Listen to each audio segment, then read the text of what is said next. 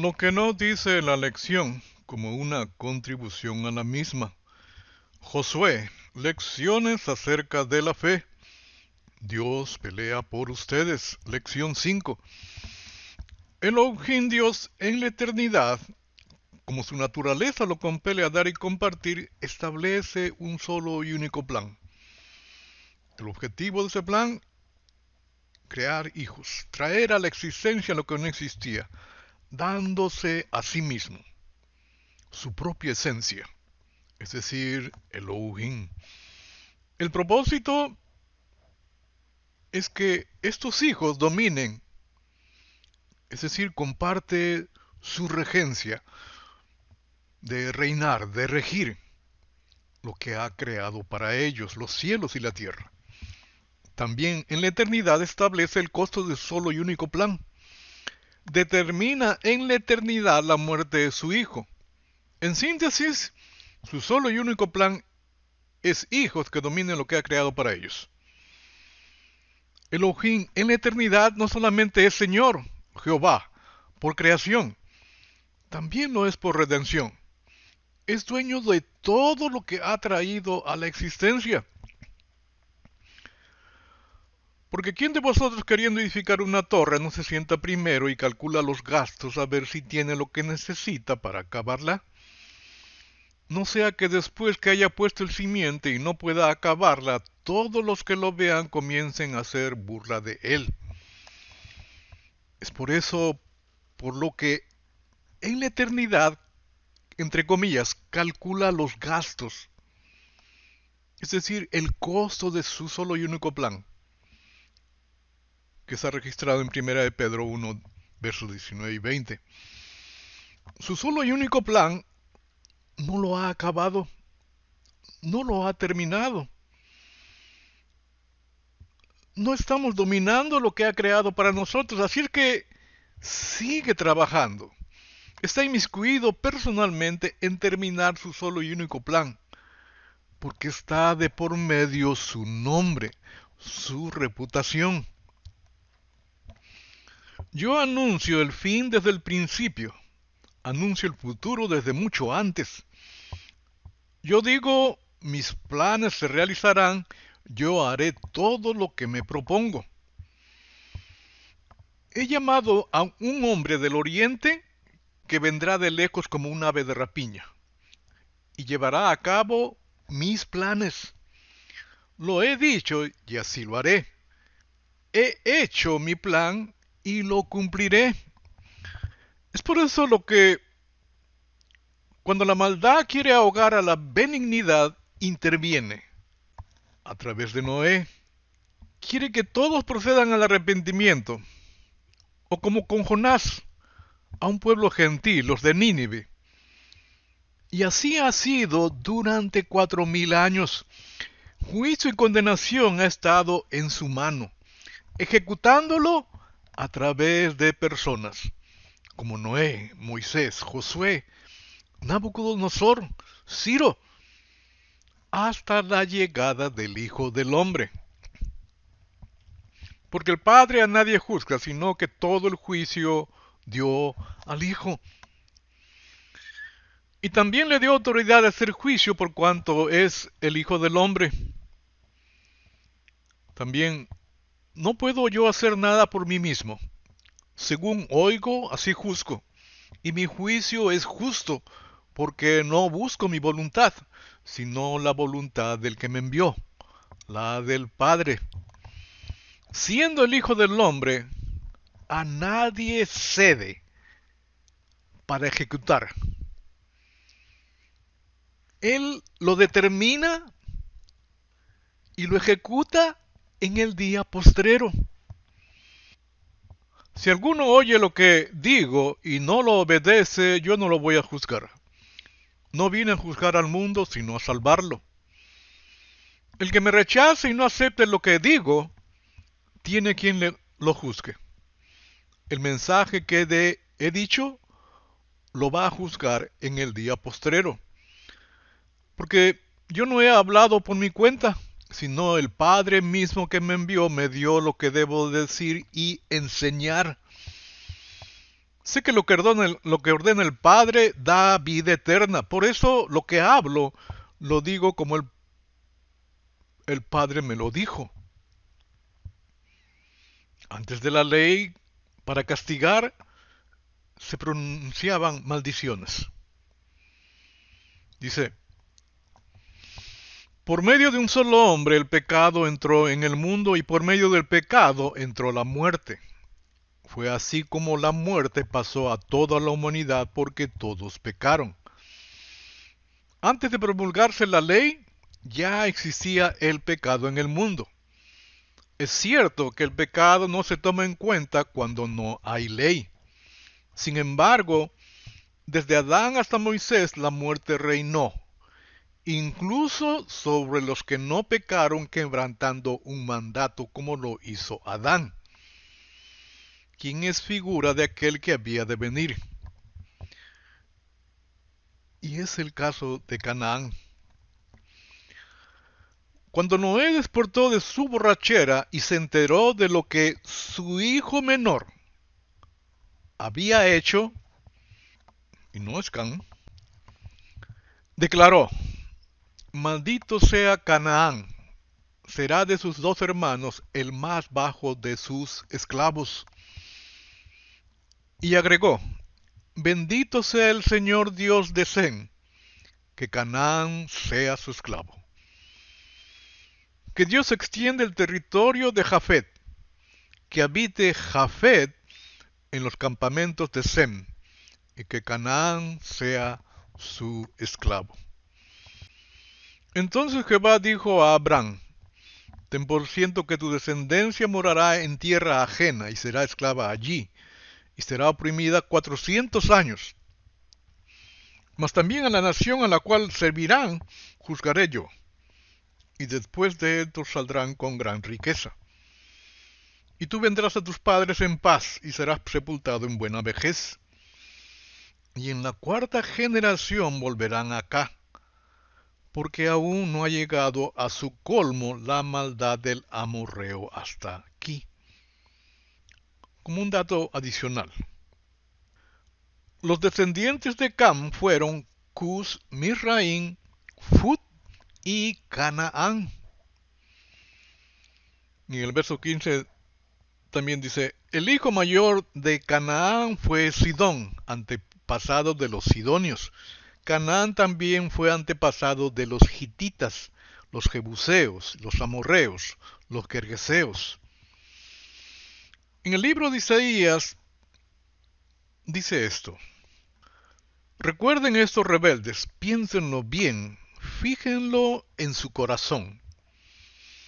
Recuerden lo que ha pasado desde tiempos antiguos. Yo soy Dios y no hay otro. Soy Dios y no hay nadie igual a mí.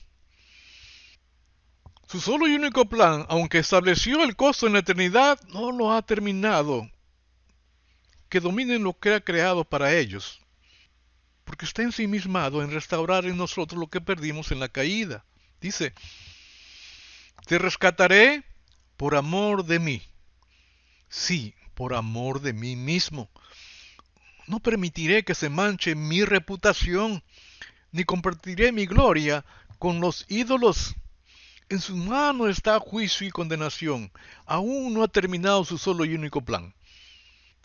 No me has traído el cálamo aromático, ni me has agradado con la grasa de los sacrificios. En cambio, me has agobiado con tus pecados, y me has cansado con tus faltas. Yo, sí, solo yo borraré tus pecados por amor de mí mismo, y nunca volveré a pensar en ellos. La maldición contra los cananeos cayó sobre el pueblo que descendían de Canaán. Por lo que se lee en Deuteronomio 7, del 1 al 6, el propósito era establecer una nueva cultura y de ningún modo asimilarlos, sino eliminarlos. En los imperios que existieron a lo largo de la historia, conquistaban y los asimilaban. En la actualidad, si hay un país que garantiza libertad y justicia, muchos emigran a ese país y adoptan la cultura de ese país.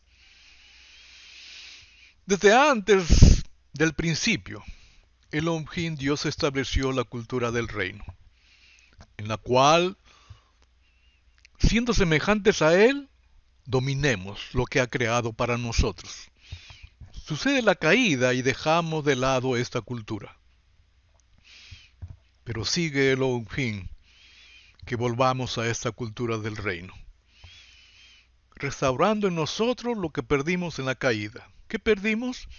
Santidad, dominio y Edén.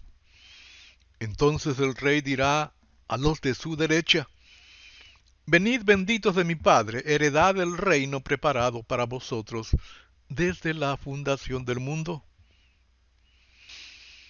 Si bien es cierto, Elohim nos dio libre albedrío, libre elección, pero lo restringió a su voluntad, mediante un mandamiento, una orden, un estatuto, una ley, una promesa. ¿Cuándo el uso de nuestro libre albedrío es correcto delante de Dios? Solo y únicamente cuando se obedece.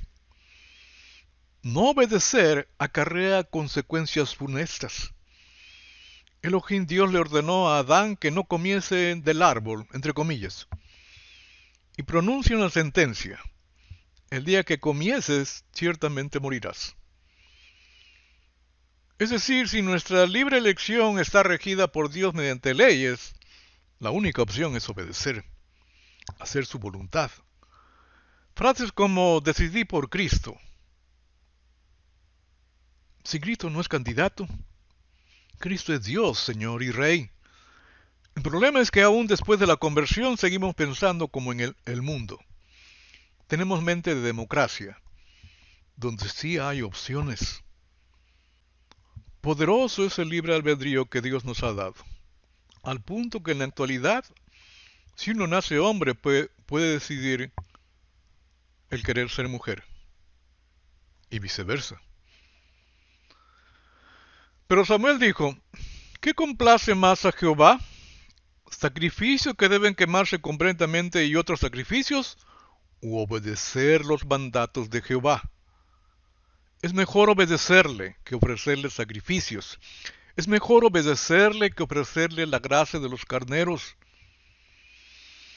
Negarse a obedecerle es tan malo como la brujería. Ser tercos y hacer la voluntad propia es como el pecado de adorar ídolos. Tú te negaste a obedecer el mandato de Jehová. Por eso Él ahora se niega a aceptarte como rey. Isaías empieza hablando de la oscuridad y de la luz, del pasado y del futuro. Dice: sin embargo, ese tiempo de oscuridad y de desesperación no durará para siempre.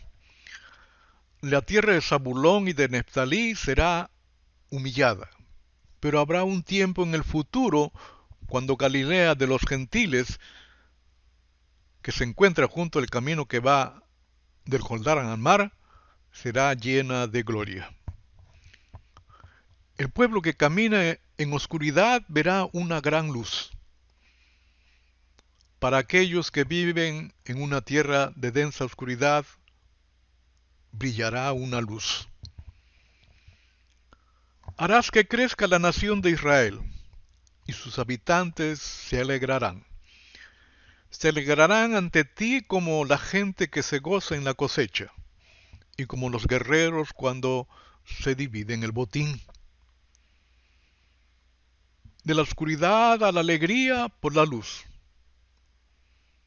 ¿Cómo logró esta alegría para nosotros? Pues tú quebrantarás el yugo de su esclavitud, y levantarás la pesada carga de sus hombros. Romperás la vara del opresor. La esclavitud nos hace andar en la oscuridad y en la ignorancia, tal como lo hiciste cuando destruiste el ejército de Madián. habla de la victoria de Gedeón sobre los madianitas. Las botas de los guerreros y los uniformes manchados de sangre por la guerra serán quemados, serán combustible para el fuego. Y empezará con un recién nacido, que trae sobre sus hombros el reino, el gobierno. Pues nos ha nacido un niño, Jesús. Un hijo se nos ha dado, Cristo.